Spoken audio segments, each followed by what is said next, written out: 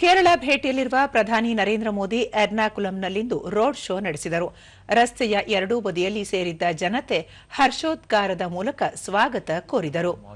प्रधानमंत्री की एक झलक पाने के लिए उनकी तस्वीर उत्साहित नजर आए। सड़क के दोनों छोर पर आप देख सकते हैं कितनी ज्यादा संख्या में जो लोग थे यहाँ पर पहुंचे। हर आयु वर्ग के जो लोग നമ്മളെല്ലാവർക്കും അഭിമാന നിമിഷം ഭാരതത്തിന്റെ ബഹുമാന്യനായ the laying of the foundation stone, inauguration and dedication of the various projects to the nation. ಬಳಿಕ ಪ್ರಧಾನಿ ಸುಮಾರು 11,000 ಕೋಟಿ ರೂಪಾಯಿ ಮೌಲ್ಯದ ವಿವಿಧ ಅಭಿವೃದ್ಧಿ ಯೋಜನೆಗಳಿಗೆ ಚಾಲನೆ ಮತ್ತು ಶಿಲಾನ್ಯಾಸ ನೆರವೇರಿಸಿದರು.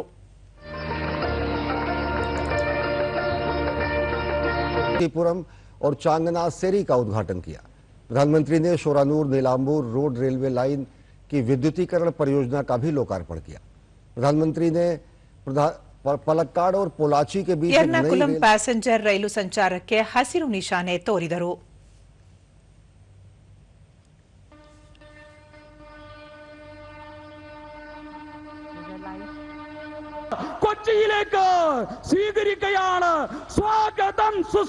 ಕೇರಳದ ಪಾರಂಪರಿಕ ಕಥಕ್ಕಳಿ ಪ್ರತಿಮೆಯನ್ನು ಪ್ರಧಾನಿಯವರಿಗೆ ನೀಡಿ ಗೌರವಿಸಲಾಯಿತು.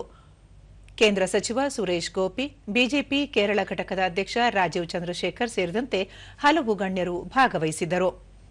ಬಳಿಕ ಪ್ರಧಾನಿ ಮತ್ಸ್ಯ ಕೃಷಿ ಹಾಗೂ ನೀಲಿ ಆರ್ಥಿಕತೆಗೆ ಕೇಂದ್ರ ಹೆಚ್ಚಿನ ಆದ್ಯತೆ ನೀಡಿದ್ದು, ಕಳೆದ 11 ವರ್ಷಗಳಲ್ಲಿ ಭಾರತ ಜಗತ್ತಿನ 2ನೇ ಅತಿದೊಡ್ಡ ಮತ್ಸ್ಯ ಉತ್ಪಾದಕ ರಾಷ್ಟ್ರವಾಗಿ ಹೊರಹೊಮ್ಮಿದೆ ಎಂದು ಹೇಳಿದರು. ಕೃಷಿ ಸೌಲಭ್ಯಗಳನ್ನು ಮೀನುಗಾರರಿಗೂ ವಿಸ್ತರಿಸಲಾಗಿದ್ದು, 4 ಲಕ್ಷಕ್ಕೂ ಹೆಚ್ಚು ಮತ್ಸ್ಯ ಕೃಷಿಕರಿಗೆ ಕಿಸಾನ್ ಕ್ರೆಡಿಟ್ ಕಾರ್ಡ್ ನೀಡಲಾಗಿದ್ದು, ವಾರ್ಷಿಕ 5 ಲಕ್ಷ ರೂಪಾಯಿವರೆಗೆ ಆರೋಗ್ಯ ವಿಮೆ ಸೌಲಭ್ಯ ಒದಗಿಸಲಾಗಿದೆ. ವಿಕಸಿತ ಕೇರಳ ನಿರ್ಮಾಣಕ್ಕಾಗಿ ಸಕಲ ಕ್ರಮ ಕೈಗೊಳ್ಳಲಾಗಿದೆ ಎಂದು ಹೇಳಿದರು. ಪ್ರಾಕೃತಿಕ ಸಂಪನ್ಮೂಲಗಳಿಂದ ಸಮೃದ್ಧವಾಗಿರುವ ಕೇರಳದಲ್ಲಿ ಪ್ರವಾಸೋದ್ಯಮಕ್ಕೆ ಹೆಚ್ಚಿನ ಅವಕಾಶವಿದ್ದು, ವಿಶಾಲ ಸಾಗರ ಹಾಗೂ ಕರಾವಳಿಯಿಂದ ನೀಲಿ ಆರ್ಥಿಕತೆಗೆ ಅನುಕೂಲವಿದೆ. ರಾಜ್ಯದಲ್ಲಿ ಪ್ರತಿಭಾನ್ವಿತ ಯುವ ಜನರಿದ್ದು, ಪ್ರಾಚೀನ ಸಂಸ್ಕೃತಿ ಉಳಿಸಿಕೊಳ್ಳುವ ಜೊತೆಗೆ ಅತ್ಯಾಧುನಿಕ ತಂತ್ರಜ್ಞಾನದಿಂದ ಪ್ರಗತಿಯತ್ತ ಸಾಗುವ ಅವಕಾಶವಿದೆ ಎಂದರು. ಎಲ್ಡಿಎಫ್ ಮತ್ತು ಯುಡಿಎಫ್ ಅವಧಿಯಲ್ಲಿ ಕೇರಳ ಪ್ರಗತಿಯಿಂದ ವಂಚಿತವಾಗಿದ್ದು, ಭ್ರಷ್ಟಾಚಾರ ಹಾಗೂ ಭೂ ಮಾಫಿಯಾ ಹೆಚ್ಚಾಗಿದೆ. ಸರ್ಕಾರಗಳು ಅಡ್ಡಗಾಲಾಗಿದ್ದು, ರಾಜ್ಯದ ಯುವ ಶಕ್ತಿಯ ಸಮರ್ಪಕ ಬಳಕೆ ಆಗುತ್ತಿಲ್ಲ. ಈ ಹಿನ್ನೆಲೆಯಲ್ಲಿ ಜನತೆ ಬದಲಾವಣೆ ಬಯಸಿದ್ದು, ಬಿಜೆಪಿ ಮತ್ತು ಎನ್ಡಿಎ ಪರ ವಿಶ್ವಾಸ ವ್ಯಕ್ತಪಡಿಸುತ್ತಿದ್ದಾರೆ ಎಂದು ಪ್ರಧಾನಿ ಹೇಳಿದರು. ಇರಾಕ್, ಯೆಮೆನ್, ಅಫ್ಘಾನಿಸ್ತಾನ ಸೇರಿದಂತೆ ವಿದೇಶಗಳಲ್ಲಿ ವಿವಿಧ ಸಂಕಷ್ಟ ಪರಿಸ್ಥಿತಿಗಳಲ್ಲಿ ಭಾರತೀಯ ನಾಗರಿಕರ ಸುರಕ್ಷತೆಗೆ ಕೇಂದ್ರ ಸಕಲ ಕ್ರಮ ಕೈಗೊಂಡಿದೆ. ಪ್ರಸಕ್ತ ಪಶ್ಚಿಮ ಏಷ್ಯಾ ಪರಿಸ್ಥಿತಿಯಲ್ಲಿಯೂ ಭಾರತೀಯರ ರಕ್ಷಣೆಗೆ ಸರ್ಕಾರ ಕಟಿಬದ್ಧವಾಗಿದೆ ಎಂದರು. ಆದರೆ ಕಾಂಗ್ರೆಸ್ ಪಕ್ಷ ಜಾಗತಿಕ ಸಂಕಷ್ಟ ವಿಚಾರದಲ್ಲೂ ರಾಜಕಾರಣ ಮಾಡುತ್ತಿದೆ ಎಂದು ಟೀಕಿಸಿದರು. ತೈಲದ ಮೇಲಿನ ಅವಲಂಬನೆ ಕಡಿಮೆ ಮಾಡಲು ಸರ್ಕಾರ ಹಲವು ಕ್ರಮ ಕೈಗೊಂಡಿದ್ದು, ಸೌರಶಕ್ತಿ ಯೋಜನೆಗೆ ಆದ್ಯತೆ ನೀಡಿದೆ. ಕೇರಳದಲ್ಲಿ ಕೂಡ ಸೌರ ವಿದ್ಯುತ್ ಯೋಜನೆ ಆರಂಭಿಸಲಾಗಿದೆ. ಹೆಚ್ಚಿನ ಸಂಖ್ಯೆಯಲ್ಲಿ ಎಲೆಕ್ಟ್ರಿಕ್ ಬಸ್ಗಳ ಸಂಚಾರ ಆರಂಭಿಸಲಾಗಿದ್ದು, ರೈಲ್ವೆಯಲ್ಲಿ 100% ವಿದ್ಯುದೀಕರಣ ಮಾಡಲಾಗಿದೆ ಎಂದು ಹೇಳಿದರು. रोके जाते हैं। केरलम के तेज विकास के लिए इस पैटर्न को तोड़ना जरूरी है।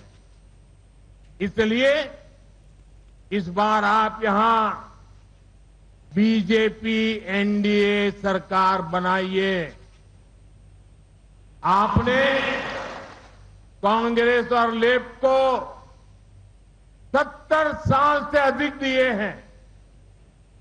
अब बीजेपी एनडीए को अगले 5 साल सेवा करने का मौका दीजिए। आपको विकसित केरलम की शानदार झलक दिखने मिलेगी। आपके पास मोदी की गारंटी है। ಇದಕ್ಕೂ ಮುನ್ನ ಪ್ರಧಾನಿ ನರೇಂದ್ರ ಮೋದಿ ಕೇರಳದ ಕೊಚ್ಚಿಯಲ್ಲಿ ಅಖಿಲ ಕೇರಳ ದೀವರ ಸಭೆಯ ಸ್ವರ್ಣ ಮಹೋತ್ಸವ ಕಾರ್ಯಕ್ರಮದಲ್ಲಿ ಭಾಗವಹಿಸಿದ್ದರು. ಕಳೆದ 50 ವರ್ಷಗಳಲ್ಲಿ ದೀವರ ಸಭಾ ಸಂಘಟನೆ ಕೇರಳದ ಮೀನುಗಾರರ ಹಿತಾಸಕ್ತಿ ರಕ್ಷಣೆಗೆ ಮಹತ್ವದ ಕಾರ್ಯನಿರ್ವಹಿಸಿದೆ. ಮತ್ಸ್ಯ ಕೃಷಿ ಅಭಿವೃದ್ಧಿ ಹಾಗೂ ಮೀನುಗಾರರ ಜೀವನ ಸುಧಾರಣೆಗಾಗಿ ದೀವರ ಸಭಾ ಸಲ್ಲಿಸಿದ ಪ್ರಸ್ತಾವನೆಗಳಿಗೆ ಕೇಂದ್ರ ಅನುಮೋದನೆ ನೀಡಿದೆ. ಮತ್ಸ್ಯ ಸಂಸ್ಕೃತಿ ಹಾಗೂ ಮೀನುಗಾರರ ಪರಂಪರೆ ರಕ್ಷಣೆಯಲ್ಲಿ ಧೀವರ ಸಭಾ ಕಾರ್ಯ ಶ್ಲಾಘನೀಯ ಎಂದು ತಿಳಿಸಿದರು. ಕೇರಳದ ಕರಾವಳಿ ರಕ್ಷಣೆಯಲ್ಲಿ ಹಾಗೂ ರಾಮ ಜನ್ಮಭೂಮಿ ದೇವಾಲಯ ನಿರ್ಮಾಣದಲ್ಲಿ ಧೀವರ ಸಮುದಾಯದ ಕೊಡುಗೆ ಸದಾ ಸ್ಮರಣೀಯ ಎಂದ ಪ್ರಧಾನಿ, ಕೇರಳದ ಪರಂಪರೆಯಲ್ಲಿ ಕೊಚ್ಚಿ ಪ್ರಾಂತ್ಯ ಮಹತ್ವದ ಪಾತ್ರ ನಿಭಾಯಿಸಿದೆ ಎಂದರು. ಈ ಭಾಗದ ಮಾತಾ ಅಮೃತಾನಂದಮಯಿ ಅವರು ನಿಸ್ವಾರ್ಥ ಸೇವೆ ಮೂಲಕ ಸಮಾಜದ ಏಳಿಗೆಗೆ ಮಹತ್ವದ ಕೊಡುಗೆ ನೀಡಿದ್ದಾರೆ ಎಂದು ಹೇಳಿದರು. ಸಮುದ್ರ ಕೋ ಅಮ್ಮ ಮಾನ್ತಾ ಹೈ. एंडे सूरजगढ़े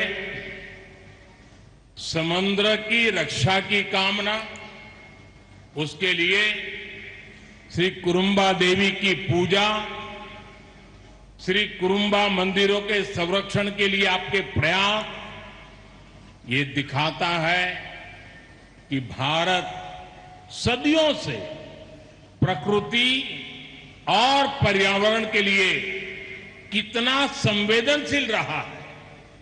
आप अपनी परंपरा को भगवान व्यास से भी जोड़ते हैं, यानी आपकी परंपरा भारत के इतिहास का अहम हिस्सा है.